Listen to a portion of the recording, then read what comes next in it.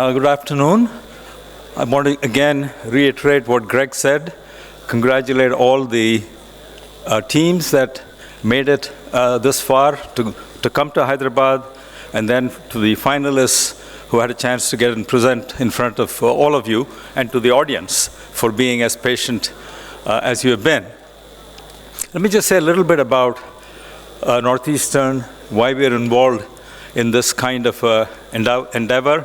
It's a long way from Boston to Visakhapatnam or Hyderabad, but when you think about it in a different way, it's actually very close. So I founded at Northeastern University the Center for Emerging Markets about 15 years ago, and the reason was simple.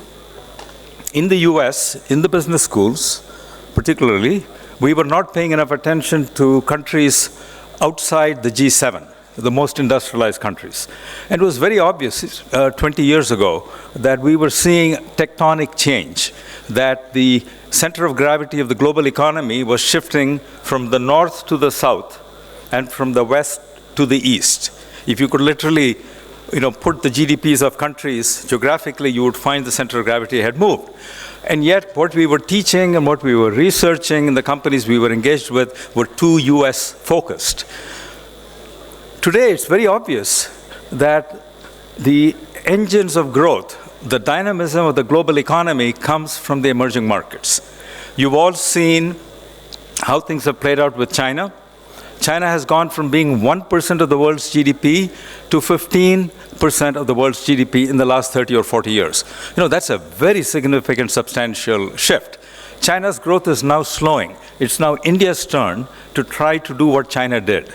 And that means we could be and should be entering a period where we have high single-digit and hopefully at some point double-digit rates of growth. But this shift in the growth away from the industrialized countries to the emerging markets, or the developing countries, creates a lot of challenges and opportunities. Because, most importantly, the purchasing power of the average consumer in emerging markets like India is much lower than that of the developed countries. Per capita income in the US is over $60,000. Per capita income in India is about $2,500. So you're talking about maybe 1/20th the per capita income. So how do you take the products and services we've already developed for the advanced countries and turn them into products that are affordable and appropriate for countries like India? That is the huge innovation challenge and opportunity that we face. And that is one reason why Greg and I, coming from this opportunity in two slightly different perspectives, Greg being very committed to startup and entrepreneurship, and in my case, very interested in the whole innovation process, because innovation is how you actually produce growth. And innovation is how companies have sustainable competitive advantage. So innovation is very important. And a lot of the innovations are going to come from countries like India going into the future. I call that reverse innovation, by which I mean innovations that India will develop that will become relevant to the rest of the world. This morning we heard about a space company. They're not only going to be a lower cost player, they will probably do other things that are very innovative. And we see that in other examples that we have studied, that, of course, innovation in India is going to, number one, involve affordability. And we saw in our examples today, you were thinking of local problems, but also affordability at the local level. So that's very important. And when we say affordable, we're not talking 5 or 10% cheaper than products in the developed countries. We're talking about 50, 60, 70% cheaper than the products. Because look at the per capita income I told you, it's 1/20th. That means 5% is the per capita income in India compared to the US. So you can't take a product and just take 5% off its cost or price. You have to take 50, 60, 70% off. Those kinds of radical innovations cannot come just from cheaper labor. Of course, India has cheaper labor, right? Everything, all services, all employees, almost all, not all, almost all employees make a lot less in India than they would make in the US. But lower labor cost is not enough to get prices down by that much. So you have to engage in all kinds of process innovations. And that is the huge opportunity that India has going into the future. This kind of ultra low-cost operation. So that's one important kind of innovation. Simplicity of products is another kind of innovation that will come out of emerging markets like India. Because again, consumers are less sophisticated. People who use products are less sophisticated. The supply of technical talent is limited. So you have to find ways to make products simpler, so cheaper and simpler.